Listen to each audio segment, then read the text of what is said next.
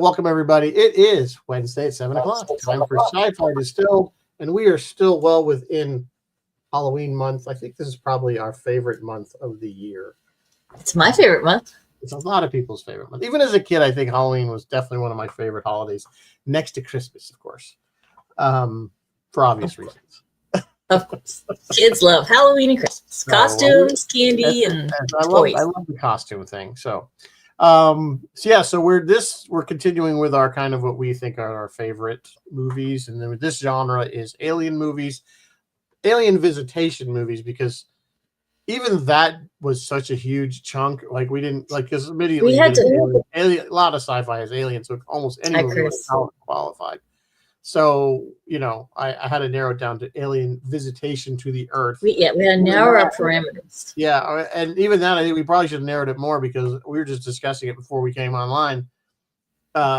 There's so many that we just like missed in this list that are excellent, great movies that probably should have at least made our honorable mentions. So don't murder us because we missed something really good. Throw yours in the chat. I'd love to see what exactly. Put it in the chat.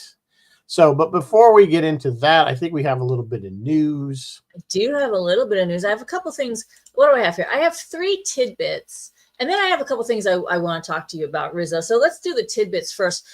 Just last week, we did our top vampire movies, and I named Bram Stoker's Dracula as my top vampire movie. Well, Luc Besson, yes, the Fifth Element Luc Besson, has decided that he is going to take his stab at the Dracula story. He has put out Dracula, A Love Tale. It has already been theatrically released in France. It was released back in July. It's not scheduled to be released here in North America until February, but it's kind of the same story. He's taking the same thing and then giving it the Luc Besson treatment.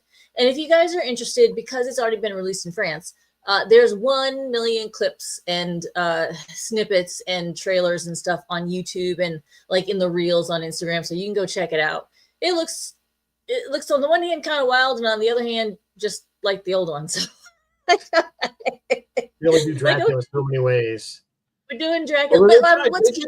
They tried with Frankenstein. They tried to like changing that one up and like make it try to drive it towards more a love story, which I guess originally was when Mary Shelley wrote it. Yes. But I don't know. It's like, I guess people hear Frankenstein and they want, or at least they think like Universal Monster. Same thing. I think if you say Dracula. No, this isn't Universal Monster. This is the Bram Stoker. I think that's what people think, and I think that's people are kind of caught up in that. Yeah. So the actual name of Besson's movie is Dracula, A Love Tale. So I mean, there was one called Dead and Loving It. Leslie Nielsen. It's a love story. So all right. Will it usurp my number one? I don't know. Well, I will have to check it out. Supernatural fans, of which I am one, get ready. October 29th, there is a new comic coming out. It has a kind of a limited run, but the comic will have the 2 brothers, Sam and Dean, returning and hunting down new demons, ghosts, and monsters. It will be set somewhere between the 1st and 2nd seasons. And frankly, with 15 seasons of stuff to mine from, the comic book world can have a field day and go wherever they want. If you play God of War, I've got good news for you. There's a God of War series. Like every single game now has a series or a movie or something. There's a God of War series coming. Yeah, it's coming to Amazon and Sony Pictures. It's set to begin shooting next year, and while no casting details have been announced, it will feature characters from the game. Based on the official synopsis, this series looks to be pretty faithful to the game, but it sounds like it will also have elements from God of War Ragnarok. That'll be fun. Okay, cool. All right, Rizzo, what do you think about this? Star Wars is sort of airing its dirty laundry, kind of, but not really. So they were going to have this thing called The Hunt for Ben Solo, starring Adam Driver, and they decided to scrap that. And the fans are mad, and Adam Driver's not too happy about it either. So, because Adam said that he had quote unquote unfinished business with Kylo Ren, and they had a script worked up, and they were all excited, and they brought the script to Kathleen Kennedy, and she was cool with it. And then they brought it to her boss, Bob Iger, and Bob Iger was like, no. So now everyone's really disappointed. So following that news, They decided not to do The Hunt for Ben Solo. They decided to put the Ray, the Daisy Ridley, whatever her name is, movie, the Ray movie, on hold. And now they're going back to look at maybe a Lando feature with Donald Glover again. And Donald's already spoken about it. So here's the thing. With the advent of like modern social media and all this stuff, this is all information that none of us, when we were kids, we never knew any of this crap. No, right. Had no clue what was going on behind the scenes. Now it's all laid out right in the open for us to follow along. To hate. Well, I think I think part of it is they're probably doing it on purpose to get a sense of the reaction. Throwing it out there. The Daisy Ridley, the Ray movie, I think that was pretty much had greenlit, from what I understood, to the point where they were going to start shooting it. But I think, and don't quote me on this, but I think when the movie that the show that tanked there, the Acolyte. Yeah, Acolyte. When that tanked, and I think a lot of people, I think Iger finally, stepped in to Kathleen and said, okay, we need to pull this back. We're hemorrhaging money. It's not making money. Whatever you're doing is not what the fans want, clearly. I mean, when you really look back, you take Andor out of the mix, and the first 2 seasons of The Mandalorian, they haven't really put out anything super great. Book of Boba Fett was Boba Fett was meh. Obi-Wan was... I thought Obi-Wan was okay, but a lot of people had problems with it. And this is a very, like any fandom, there's going to be a lot of toxicity with it. I mean, people are just going to hate on hate things. I mean, but I think the mess that was made of the Force Awakens series, the Skywalker series, the last 3 main story, so to speak, films, really did a lot of damage. I think, especially the second 2 movies. I think they just damaged the franchise so poorly. But when you think about it, they haven't come out with. I mean, they came out with the Han Solo prequel, if you will, and what have they done for the only thing except for Rogue One, was great. And then I don't know. It's like, look at what worked and build on that. And do that again. Yeah, it's like build on that. Don't do it again, because don't copy. Because, I mean, you know what I'm saying? But like, Andor clearly worked very well. As much as it did, they hated the fact that it works. Like, they didn't want it to work almost. Oh, no, they didn't. But it did. But it's just seeing how the sausage gets made, seeing all these behind the scenes machinations of like, okay, we're going to do a Ben Solo. No, we're not. Okay, we're going to do Ray. No, we're not going to do that. Well, all right, let's go back to Lando Calrissian. It shows you how crazy it all is. But does it help or hinder? It's amazing that anything actually gets made. Does it just add to the spectacle, or does it hinder when the whole public can follow along and watch what's happening? I think there's a certain level of we know too much before the movie comes out. And I think that does, I will say that I think, and I can't quantify it, but I think in my feeling of that, it does detract from the impact of the film when it is finally released. Because we know all the drama with the actors and who walked off the set and who was having a problem and how they had to change the director. So we already get these things in our head that, oh, this is going to be a shit show. You know what I'm saying? And, or, you know what I'm saying? So I think you got a good point. Maybe there's a little too much transparency, if that's what you want to call it. Yeah. But at the same time, I don't see you turning it around. Look at the mess that happened with JJ when he did not Into Darkness. What was the second Star Trek movie? Basically the Wrath of Khan remake. And that whole, no, it's not Khan, it's not Khan, and it leaked that it was Khan. And then boom, it was Khan. Yeah, it was really Khan. I mean, I think that did more damage to that franchise just because of the nonsense that they tried to keep it under wraps. And we know that it can be done because it has been done. I'm trying to think of a good example recently, but there's been a good example of Star Wars. A good example of Star Wars keeping something under wraps. Luke showing up at the end of Mandalorian end of season 2. That was kept very well. They kept that tight. Yes, and it was a great. And we all see if we had known that, loved it. It's a great example because if we had known that ahead of time, it wouldn't have had the impact. Yes, you wouldn't. I was like cheering at the screen. Yes, I was in my living room screaming. Yeah. So, I mean, it can be And it done. also shows they are capable, which means all this, I'm calling it dirty laundry. I don't know what to call it. All this behind the scenes crap that we're seeing, it's being leaked or let out. They don't care. Yeah. It's not, they're not making efforts to control it. They're letting us know. No, clearly not. And it doesn't help that there's so much. Disney needs to get their house in order in the sense that Iger needs to straighten the. I mean, he is the guy. He's the helm. He's the captain. And you could say that Kathleen's ahead of Lucasfilm's. BS. The buck stops at his office for everything, and I think he's seen enough bleeding that he's finally. I think he let them, gave him their rope, and say, "We'll see if you either hang yourself, or you pull yourself up, like a, I don't know. I think he's had it. I think his Stockholm had it. Star Wars is probably the last thing on Iger's mind right now. Well, with other current events that haven't gone on with Disney, yes, but, films, and but it is an escape to some degree. Is an escape to some degree, but yeah, it's just cracking me up that, like, I was thinking about, like, when I was a little kid and the TV shows I watched when I was a kid, I had no bloody idea what was going on. Like, well, there's true, and again, we didn't have that internet and the access that we do now. You had things like Starlog magazine and things like that. Yeah, we always had a positive, but they always took a positive spin on things. It was always like, look how cool this is going to look like. Yes. So we don't have all this the negativity certainly was born from the internet. But, I just, of late, there's nothing that's coming out that I go, ooh, I can't wait to see the XY. The last thing that I was, like, really excited for was probably Deadpool and Wolverine. Yeah, I was very excited about that. And I was not disappointed. Yeah, I was disappointed. But I also kind of avoided spoilers and stuff. Yeah, but I wasn't disappointed in the fact of the overall film and the quality of it and the entertainment value of it.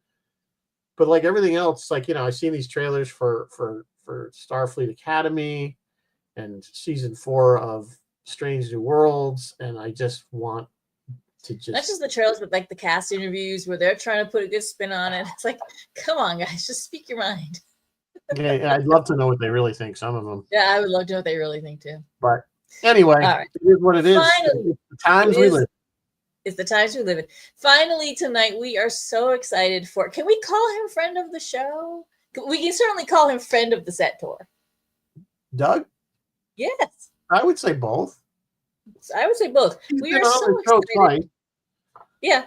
Yeah, that's true. For a friend of the show and friend of the set tour, Doug Drexler. Doug is having a documentary made about him. It's called Trek Star, the Doug Drexler story. There is a Facebook page, and guys, there is a Kickstarter. And I'm going to put some links. I'll put a link up to a Trek movie article about it, and I will put a link up to the Kickstarter in the chat. I hope you guys can maybe just support this project, even if it's just a couple bucks. Some of the rewards, here's when I were looking at some of the rewards. The rewards go from $15 all the way up to $10,000. $10,000. I know. I thought one of the interesting $7,500, and you can have. Apparently, he has Gene Roddenberry's golf club, which I'm still available. I was surprised nobody has just the one club. Just one club. It looks like a wedge. Just sort of looks like a wedge, but. It's funny. There's a lot of scripts. A lot of scripts. There's great rewards, you guys. The rewards are amazing. I went and snagged a screen prop off of there from Enterprise, so hopefully, get that. I snagged Buckaroo Banzai print, and I got a ball cap that says Trek Star on it. Even if you're just giving them, if you like Doug and you can't afford to, a bigger, you can pledge $1. Just pledge however much you can. So the exclusive crew baseball cap, I got that. There's all kinds of autograph stuff. Pre-recorded message from Doug, all kinds of. If you want to go big, you can get a Zoom chat with Doug. If you really want to go big, you can get worse. First of all, anybody if you know Doug, he's a ball of energy, even though he's well into his 60s. He's a phenom.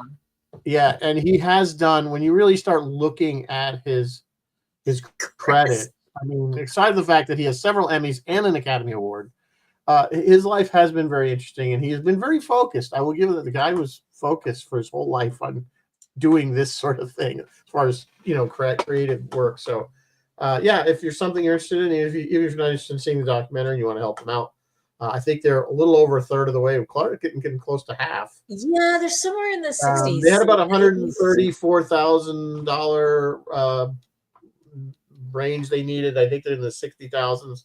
Yeah, Now, they're about half. they're getting close to the halfway mark, Yeah. and it's only Getting been close open to a few days. I think it was a Tuesday or Monday or Tuesday it released. Does it say? It's only been a couple of days, so you got a month to decide. But if you want any of the extras, I wouldn't wait because they're going to get probably snatched up. Yeah, if you want any of these cool things, they are going to get snatched A lot up. of TNG scripts, actual, real scripts, not copies. Actual scripts, yep. So a lot of cool things.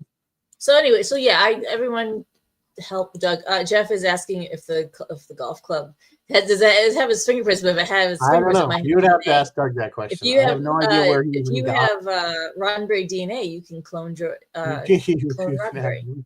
Why you'd want to, I don't know. We have Doctorman. We have Doctorman to be Roddenberry all the time. Yeah, we've got Doctorman.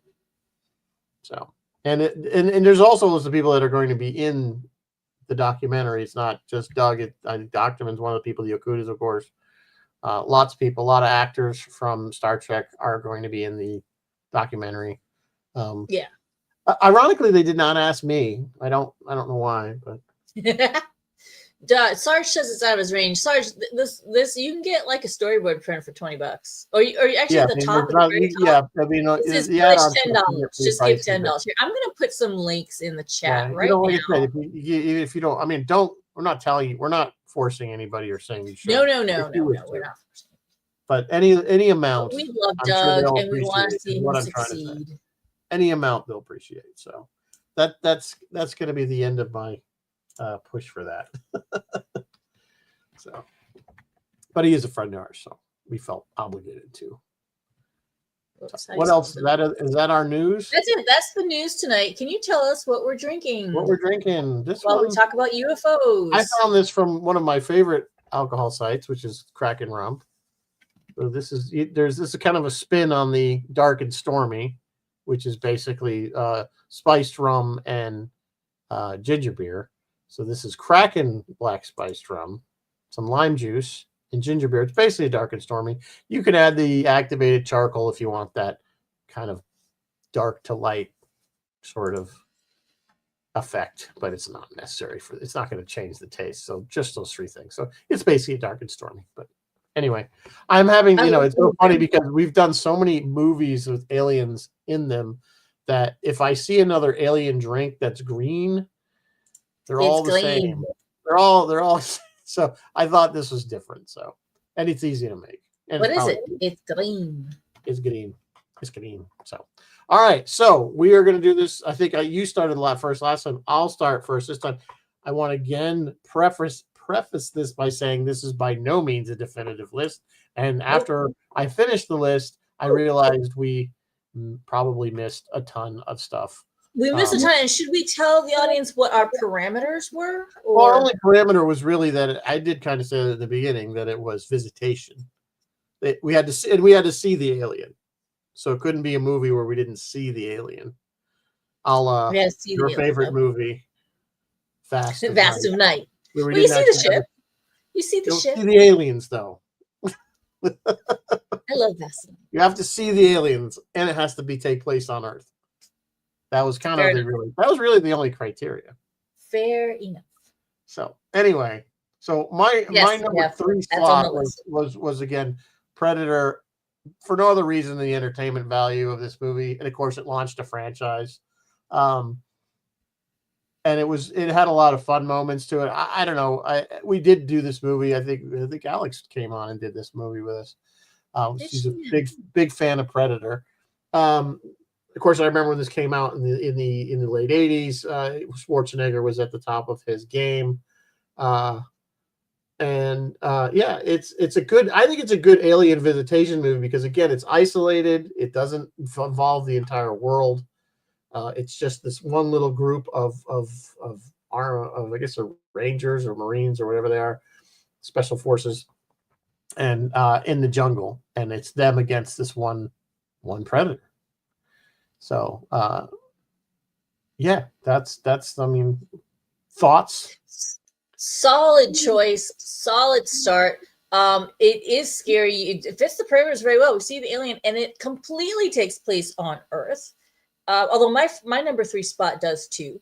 Yeah, this thing was wildly popular when it came out, and frankly remains wildly popular to this day. The Predator it holds up as creature a, is you know, an awesome the creature. effects maybe not so much. They're not horrible considering No, the they're day. not horrible.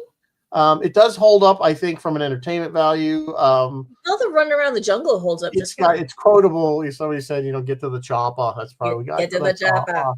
Again, this was when Schwarzenegger was definitely on his rise, his meteoric rise, and it's an action film. It's not supposed to make you really think too much about what social or political impact. They're not trying to make a statement. This is strictly man against just alien. Fun. This is a shoot 'em up popcorn movie, and man wins. The alien loses this one in the end. Yeah, that's fair. So, man wins. Yeah. So that was my number. That was my number 3. Your number 3 was, let me slip the slide, was Nope. Now you're gonna have to fill me in because I've never seen this. Nope. No, I haven't. Okay, so Nope is pretty awesome because you know how we're always saying they keep going back to the same well. This is finally an original movie, an original concept. I think it is so smart and so clever. It is a very unique take on sci-fi with a Western kind of twist. Give me the synopsis, because I honestly have never even heard of this movie until you mentioned it. Oh no! Oh, you've got to see this movie. It's so good. Well, what's the general idea aside from the fact that it's aliens? It is an alien. Well, you may disqualify. I'm about to spoil Nope. If you guys haven't seen Nope, because you may disqualify. If you haven't seen Nope, cover your ears. So the 2 leads, OJ and his sister Emerald, they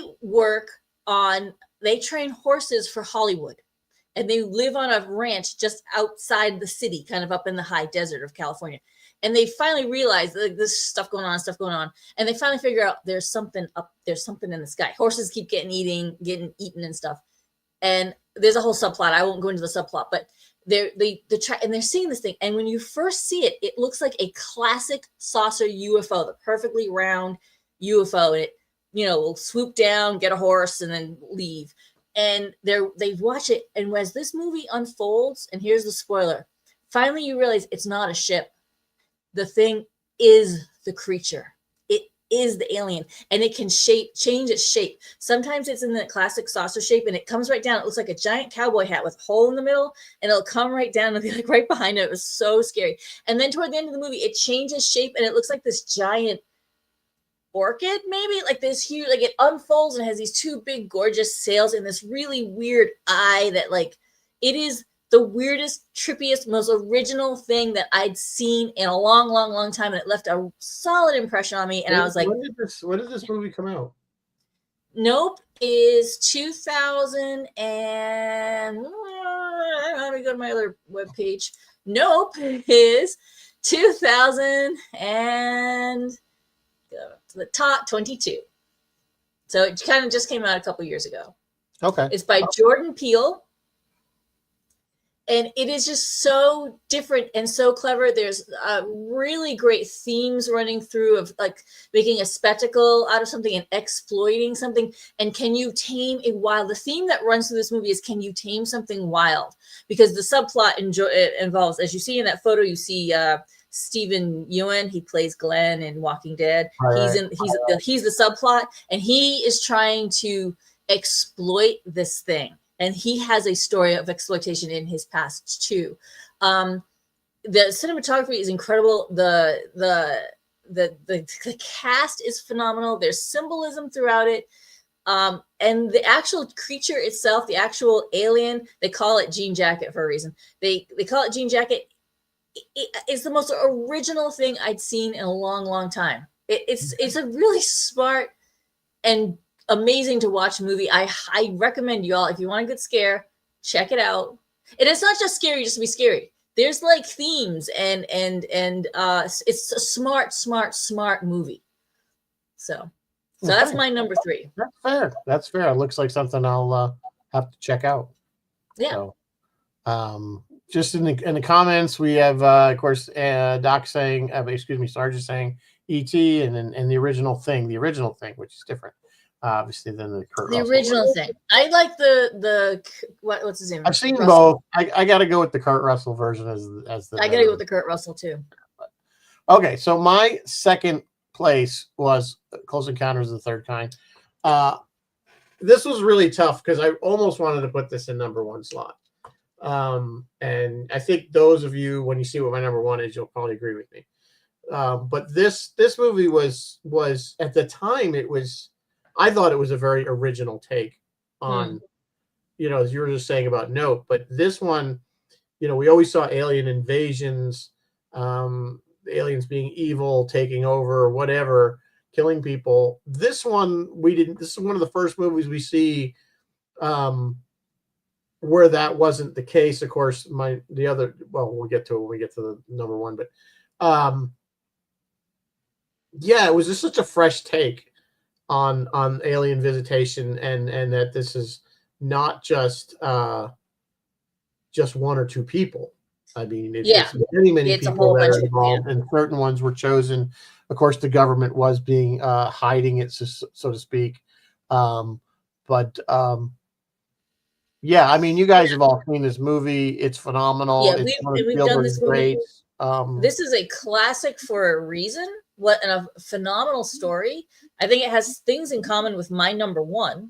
And Rizzo, I'd argue with you. I think this should have been your number 1. This is such a good movie. It is a really good movie. But I was kind of going with just overall impact and yeah, I mean, it really is like a tie for my first. It is a tie, yeah. I was kind of like, I don't know which one to put, but Sarge, I like Cowboys and Aliens. Just for what it's worth, I like Cowboys and Aliens. Cowboys and Aliens is like, it's like a fun movie. It's fun. Don't take it too seriously.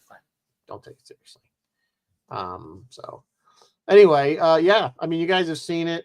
You know it. Devil's Tower came out in 1977, same year as Star Wars, believe it or not. Spielberg's. But it was still very popular. Yeah, very, very popular. Remains wildly popular to this day. And again, like Nope, it's got some really interesting themes and motifs running through it. Yeah, that makes it a very smart movie. Certainly, at least everybody of our generation knows those notes.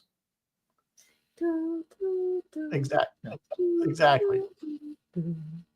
Everybody knows that as soon as you hear it, it's iconic. You know exactly what it came from. You know what it is, yeah. So. Yeah. All right. So your number 2 is Signs. Now we did this movie not that long ago. We did do Signs. Last year when we did it, last year maybe. Maybe last year. I do remember. This is the one with Mel Gibson, right? Mel Gibson, yeah. Okay, right up front, I don't like Mel Gibson, but he's so good in this movie. He's a good actor. You have to give him that, even though he's crazy. Get his shit together. All right, M. Night Shyamalan Ding Dong. We love him. He does some good stuff. This is a master class in slow burn suspense. And there's so much going on in this movie. Small cast, limited setting. It's not a bottle movie because they do go to town, but it takes mostly place on the farm. Deeply unnerving. A different kind of alien invasion than normal. Although it kind of gives you that we're really alone feel because they're out on their farm, kind of a little bit out in the country, and they are seeing things on television that's happening kind of in the cities. But the feeling of like, oh God, we are alone out here. We need to board up the windows and like try to do things. And the scares in this movie, because it is Halloween, so I wanted to be a little bit scary. Nope is a little bit scary. This movie is a little bit scary. The scares in this movie are not like just jump scares for the sake of jump scares, but they're crafted to also maximize the fear as you're watching. And 2 really good examples are, do you remember when, I know you guys have all seen this movie, Mel Gibson's upstairs in his bedroom, and his bedroom is on the second story, so his window is about on par with the barn roof. And the daughter comes in and says, "There's a monster under my bed, and I need a glass of water," or whatever. And he's just sitting there talking to her, and he's just looking at her, but he's just kind of looking out the window past her, and you don't even see what he's seeing. You just see his face change, and it goes from being really tired, okay, honey, you got to get back to bed, to like, he doesn't even move his head. It just, his eye, like, that's actually brilliant acting, which makes me very angry with Mel Gibson for doing that so well, because I hate him. Want to like him. So good. And then there's funnier scares when like Joaquin Phoenix is watching TV and they're like, okay, we've got we've got a video clip of the alien, and he's yelling at the children on the TV like, "Vamonos, children!" Yeah. And then you see the alien and it's scary. It's another super, super smart movie. It does have this theme running through it. The central theme is whether or not inexplicable events are just luck or part of a larger plan. And the movie definitely says part of a larger plan. Examples of this are Meryl's baseball bat, Bo's water glasses, Morgan's asthma. They're all part of a plan. Now, look, do I believe in this stuff personally? No, there's so much random crap that goes on all over the place that's not part of a larger plan. But it made for a really compelling movie and a really fun to watch movie as you yourself are sort of following the threads and the logic and the movie goes through. Yeah, great ensemble cast. Joaquin Phoenix is amazing. Even Abigail Breslin was so young then, and Rory Culkin. It's just amazing performances, great music. It's great. It's a great film. I'm guessing you've all already seen it. I have to imagine. Yeah, I mean, we covered it. I can't speak for anybody else. Of course, we saw it, but I believe it did well. It was popular when it was released. Yeah. So Bill is saying it's a great suspenseful movie in itself, even if you don't dig deep into all the little intricacies and things that M. Night always likes to leave in his films. These clues. Yes, he does. He's very good at it. If you've seen the Sixth Sense. He was like, I left all these clues leading up to what the not to give a spoiler, but the ultimate, the climax of the film is. And he's like, I couldn't believe that nobody was picking it up. Like audiences were watching this and nobody was picking up all these clues that he left that were obvious to him. Of course, if you're the one putting the clue in there, it's obvious to you. It's obvious to you, yeah. So that is definitely a thing that he likes to do, and it's signature. Yeah, Sixth Sense was another really smart movie. He's had some really great ones, and he's had a couple clunkers, but he's had some. Yeah. Bill is saying signs of the state of man losing and regaining his faith. Yes, that motif is in it too. And Bill is saying, and we talked about this when we covered this movie on our show. By the way, they're demons, not aliens. Yeah, there's a really heavy argument out on the internet about that. I'm rolling with aliens personally. I don't think they're demons, but there is evidence to support that they might be demons. Okay then. All right, my number one. The original 1952 version. Now you can see why I was struggling with Close Encounters. I think the reason I picked this film is because of when it was released. And again, this was probably one of the first movie where the aliens weren't coming to necessarily kill everybody. They basically gave us an ultimatum that you either live under our rules or we basically lock you off from everything. Gort takes over, and so to speak. But it had some really good themes. It had some commentary about world politics, about nuclear war, how we treat people that we don't understand, that sort of thing. So I just felt it was an important, not necessarily the best alien movie ever made, but I felt it was probably one of the most important ones ever made because it's really groundbreaking. And like I said, for 1952, everything that was made for sci-fi was, with the exception of like maybe Forbidden Planet, but even that had kind of an alien in it that was trying to kill people. It was more of a thinker. This movie was not an action film. So I think strictly from the importance of the genre, that's why I picked this one as number one. But like I said, Close Encounters to me is like almost a dead tie with this, because I think it has a very similar kind of feel to it, in the sense that the aliens are coming here not to invade.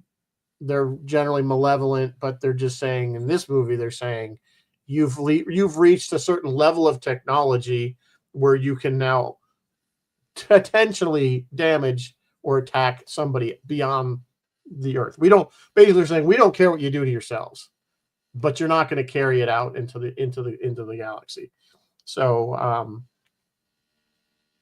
it was just kind of an interesting way to, I think it's for the time I thought it was, but again, you're starting the middle of the Cold War is just ramping up. So you kind of see that, and nuclear holocaust or a war was on everybody's minds in the 50s, that it was potentially a real thing. So I just felt it had a lot of important themes to it that made it. Yeah, and what year was this again? 1952. 52. Yeah. 52. Was this actually the first Alien where they weren't automatically malevolent? No, it might have been. I don't know. I don't know every single science fiction movie ever made. But it's certainly one of the early ones.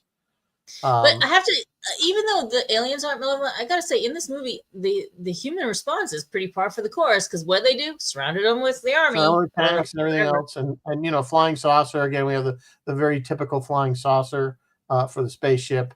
I think when we get to Forbidden Planet, we see the C-57D, and that was the first time we see a flying saucer that is not an alien ship. It's us. It's us. It's us. So, I mean, the other one would be maybe this Island Earth. They sort of came again. That came out after this, though.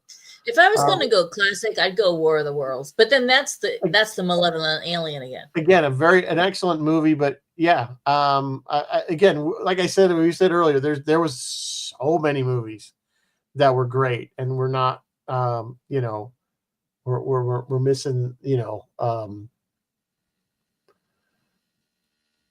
So, I have a list, 51, guys. Not 52. Already here. When we started making their lists, guys, I have 40 movies on my list right now. I had to narrow it down. It was so hard. And Rizzo, just for fun, we talked about this movie. We did this movie on the show. We did this movie. Yeah, we did it. Yeah. And then just for fun, I watched this movie for the show, and I also watched the Keanu Reeves version, the newer version. I've never seen it. Pretty solid. I mean, it's okay. But it's solid. I didn't watch it. I didn't watch it because it didn't need to be remade. The same as War of the Worlds. Probably didn't. It would be like remaking Princess Bride. Yeah, there's no point. And my thing is, if it doesn't need to be remade, I don't know. I don't know. I'm sure it has some merit, but modern movies always seem to just take away the nostalgia of these old ones. So anyway, that's it. So the rest, we have a bunch of. And I didn't even get slides for all of the honorable mentions. So our first honorable mention. This is my number one. I'm sorry, that's right. This is my number one. Arrival. So I decided to go intellectual for my number one. Arrival 2016. Kind of like what Rizzo did. I want to take it in a more positive direction. Widely praised as a masterpiece of cerebral science fiction. Because it blends, it's a compelling story. There's some profound philosophical concepts, and there's not a lot of action, but the film focuses largely on communication, emotion, the human condition, and there's a very heartbreaking twist right at the core of the movie. And the movie is based on a real hypothesis. It's called the Sapir-Whorf hypothesis. We covered. I don't think we did an entire show on this movie, but I feel like we covered it. Yeah, we did it. This was part of a large. And I remember talking about this Sapir-Whorf hypothesis. It's a real thing where in the language you speak influences your perception of reality and thought. And people who are multilingual have a very different, a measurable different way of perceiving reality and situations, which is to me absolutely fascinating. And so in the movie, again, spoilers, guys, in the movie, when the main character, who's Amy Adams, I can't think of the character's name, when she learns their circular non-linear language, her perception of time changes, and it completely shatters the human. The humans have a very linear thing, and she learns this circular non-linear thing, and it shatters her perception of time. And I love that. I would love if aliens would come and teach us something new like that. That would be fabulous. As long as we're not supposed to be a lunch.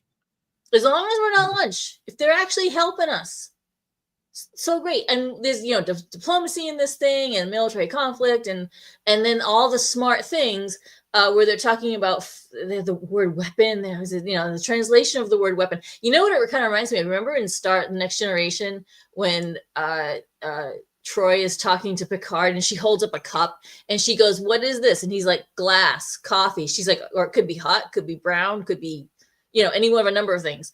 And it's that.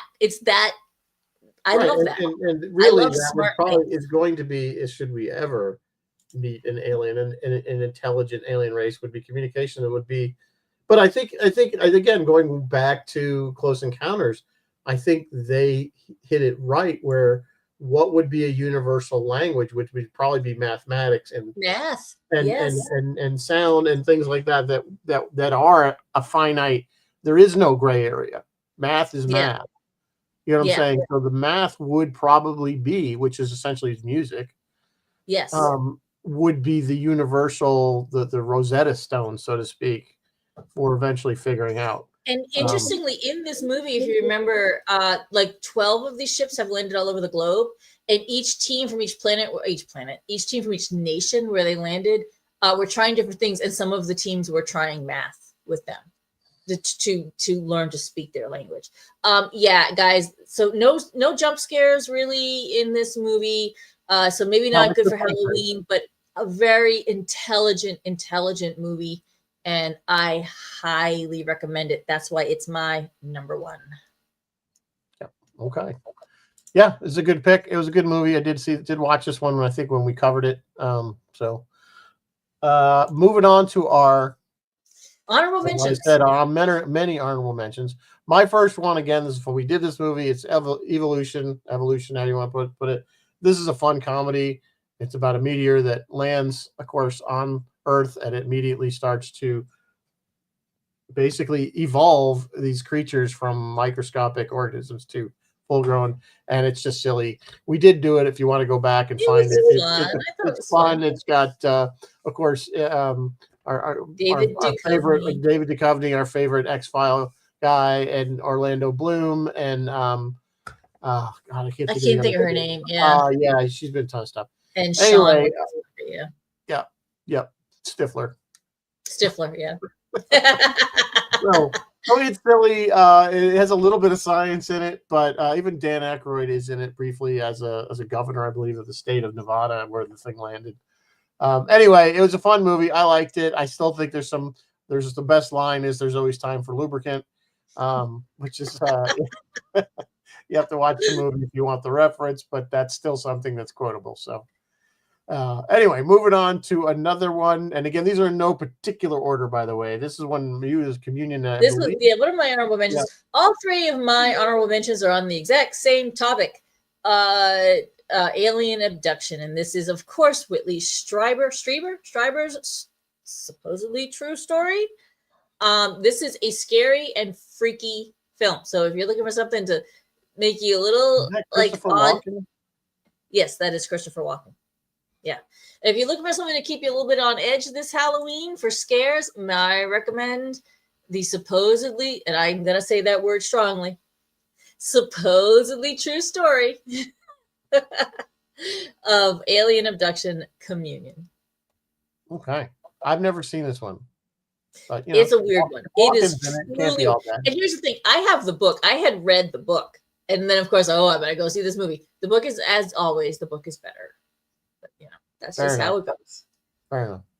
Okay, next one. This is one I picked. I believe this is what either Roy is doing or has done just recently, which is 1988's They Live, which was featured Rowdy Piper. One of the first time we get to see a wrestler as our lead. It's kind of it's actually a very interesting. It's an alien takeover film where they're basically in how do I put it, infiltrating our society and basically taking over through subliminal messages. And apparently you can see them with the right kind of glasses, and you can see not only them as the aliens, but you could see all their subliminal messages all over the place on straight signs and stuff like that. It's a fun movie. Don't take it too seriously, but it was pretty popular in 1988. I think it's kind of a cult classic in my opinion. Yeah, it's just a fun movie, and I think it was an interesting take on alien invasion. It wasn't just, hey, we're coming down and taking over. Yeah. It was we're gonna infiltrate your society and basically take you over from within. The enemy within. The enemy within. So anyway, moving on. This is another one. This is I've never seen or heard of. It's Fifth Kind. The fourth kind. I think the one I might have given you a typo. I wanted The Fourth Kind, a movie called The Fourth Kind. But that's okay. They're both the same. The Fourth Kind is another one of these. It's loosely, and I use that word strongly, loosely based on a series of real missing persons cases. The thing that I particularly liked about The Fourth Kind is it was written and the screenplay, and it was directed by Olatunde Osunsanmi. We know him. He did a ton of Disco episodes. And I think he's done some Strange New Worlds and some other Star Trek too. It stars Mila Jovovich and Will Patton. And it's just another one of these alien abduction that I love so much. I love me some alien abduction. Brings us to the next one. Again, I keep going silly. Mars Attacks. I thought this movie was pretty funny. I don't think it did super well in the box office, but I think it was pretty ambitious, and it was the quintessential alien invasion film with just being crazy silly. Of course, it is based on the cards. I think they're from the 1960s by the same name of Mars Attacks. I have a copy of them here somewhere. They're not the originals. I have reprints. But they basically tell the story of an alien invasion from Mars and how it's a funny one. This one's a fun one. Them. Yeah, it's got Jack Nicholson has multiple parts, and there's a bunch of cameos in this one. There's tons of famous people in this. Martin Short's in it. It just keeps going on and on. I can't even go through all the people that are in it. But yeah, it's funny, it's silly. It's meant to be. It's not meant to be taken seriously at all. But it kind of does show the absurdity of our government sometimes. Some of the things the way they would do things, because we know that that's probably pretty accurate. And Jeff saying Mars Attacks uncovers the true effect of country music on people. Yeah, it was. I forget the actual singer that caused their brains to explode, which is how we won the battle. That was not in the cards, by the way. That's how they got rid of the aliens. In the cards, we basically drive them back to Mars and then send our own forces there to invade Mars. So we get them back in the end. But they used a lot of the tropes, the stuff where they're in the cards. There was like alien spaceships like burning cattle and like pretty gruesome stuff. But they touched on a lot of the stuff from the cards.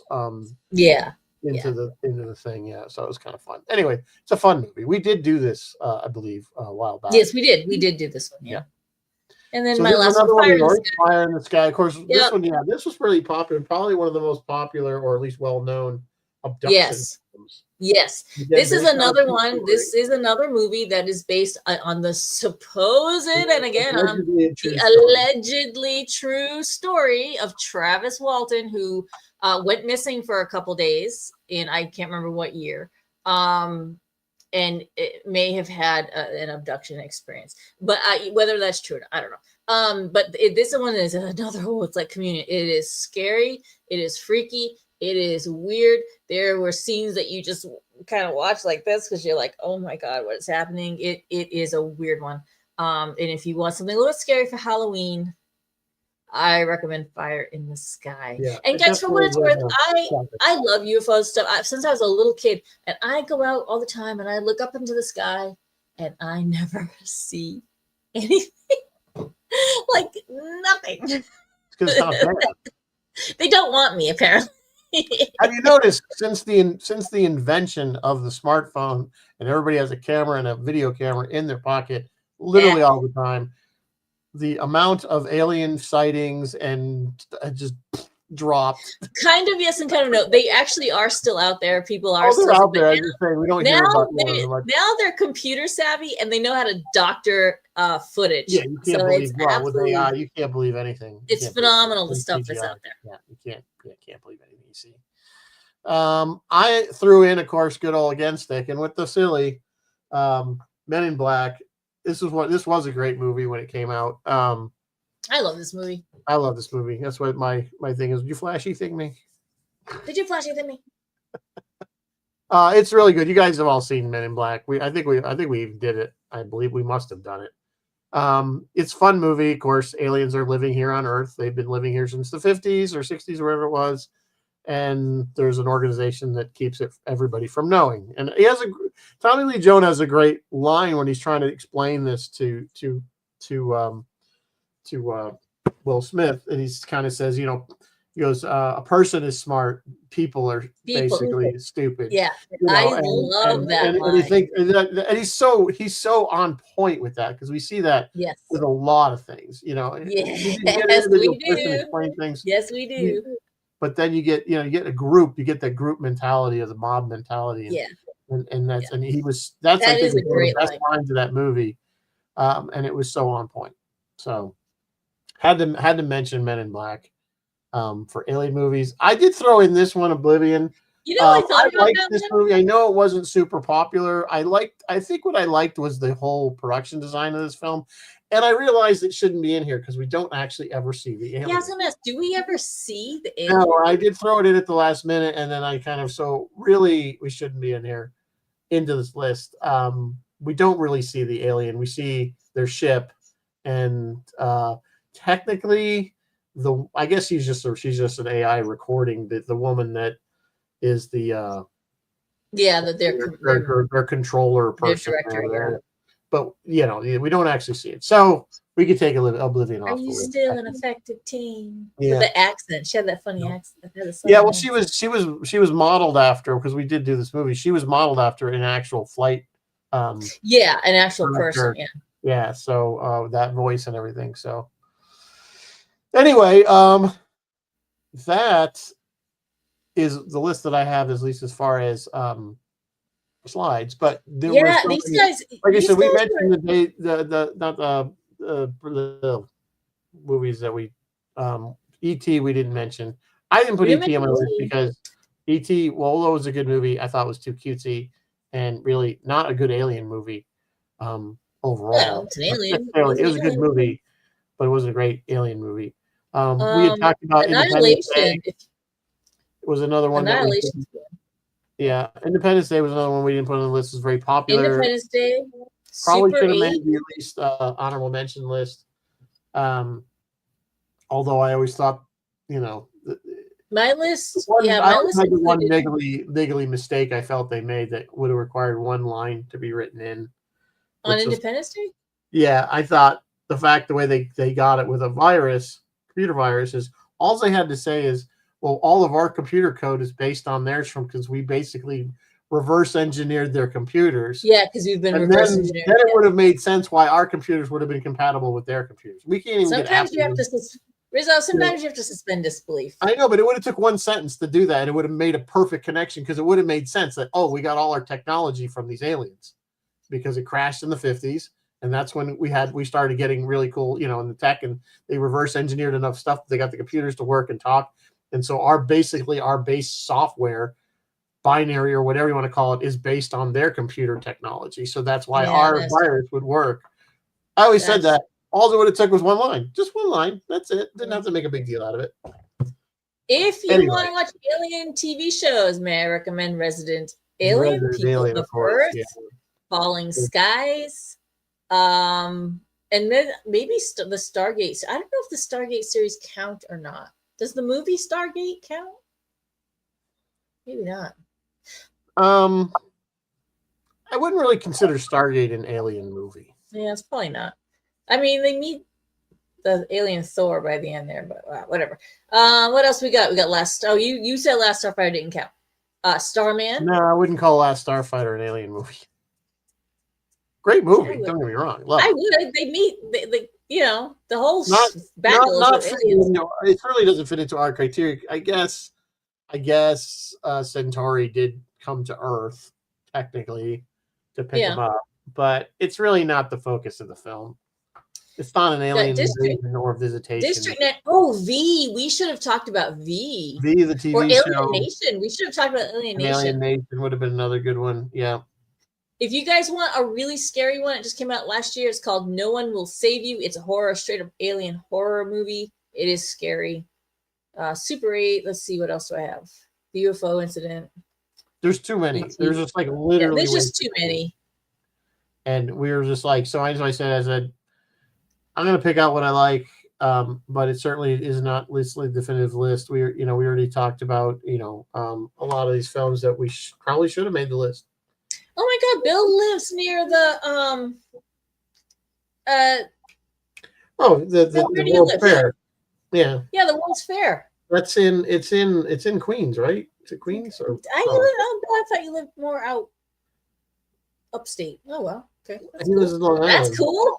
I didn't know there were 3 towers. I know it was near, because when I was going to my grandmother's house in Brooklyn, we used to pass by that all the time. I remember seeing the building where the aliens was in, and the big globe for the 60s. Yeah.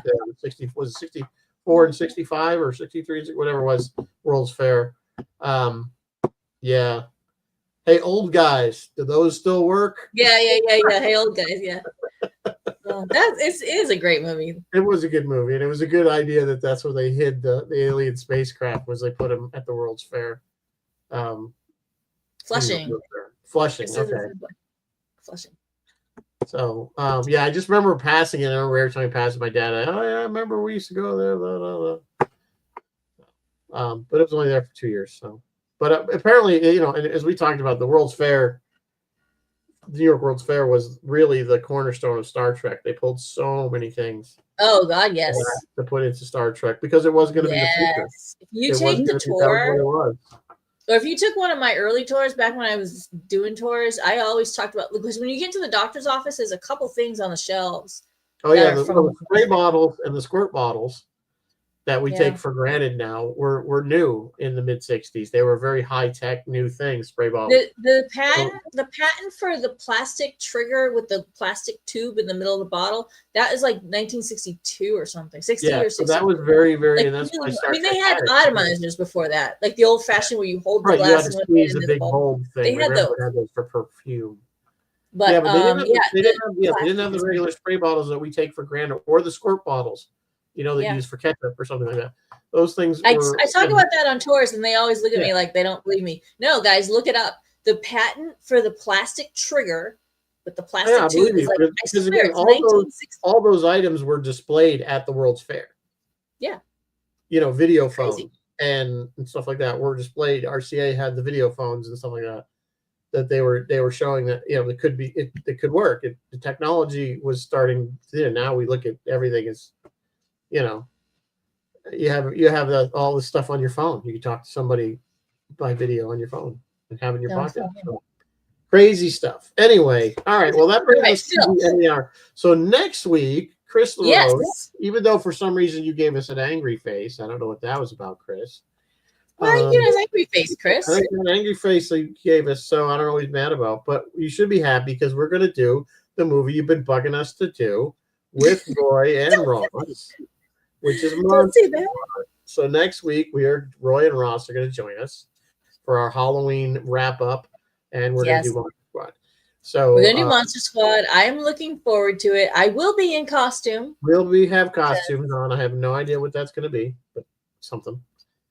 And what does Roy got going on, or Phil? Roy has nothing. He's taking Friday off. He may jump on Sunday to do some coming attractions. He told me what it was, and he is also looking forward to seeing us. Oh, he might go to the Chiller Theater after work. So they might pop in on Sunday for something last minute, but they aren't sure yet. They don't know what Ross is doing. So they're looking forward to seeing us on Wednesday. And then Captain Phil has his usual week on the politics show with Bill, they will be talking to people who went to the No Kings rally. And then he often on the weekends, Phil goes to Phil sells his stuff at flea markets and whatnot. Thank you. Flea market. Yeah, thank you. That's what I was looking for. And so he is going to be in Middleburg, New York. He says, if you want to stand in a field and talk about science fiction books with Captain Phil, Sunday the 26th is the day to do that. So head out to Middleburg and buy some stuff. Yeah. So there was another piece of news that I remembered that it's kind of for Star Trek Las Vegas coming up this in 26. The Trexperts have now once again been contracted to do the Trexpert stage, so they'll be back. Yeah, that's really good. They have some really good interviews and stuff that they do. They have amazing interviews. And the awesome thing is, if you cannot get to Star Trek Las Vegas, just wait, because it'll be on their podcast. Yeah, they record them all. Or you can sometimes find them on YouTube. Yeah. Yeah, and YouTube. They are on video. They're doing both now. And our own Brian Mix there that helps us out at the studio has been doing the video editing for them. And then, of course, a week from Friday, we will be at the set tour for Halloween. Yes. We will be at the set tour on the 31st. There, or in uniform, whatever you want. I don't know. And we're just going to, I don't know. Last year we just had a lot of fun hanging out with. Yeah, I think it was more fun for the staff than it was for the It's more fun for the staff. It's not a big day. There's not a lot of, honestly, I'm looking at the pre-sales. We haven't sold a lot of tours that day, so it's going to be a pretty chill day. But you know what? I like that. I like when it's just chill and we can just hang out. I had 4 outfit changes that day. So. That's right, you did. You brought all these costumes. I'm only bringing 2 costumes.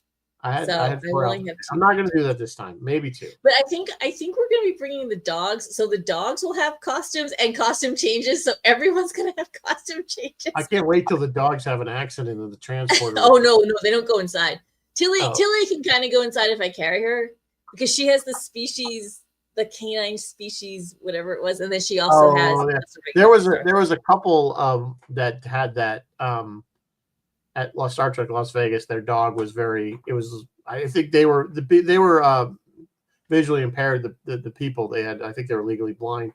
So they had one dog that was, I think, guiding them, but they had another one like in a wagon, and it was very cute. It had the little horns or whatever the hell the things were.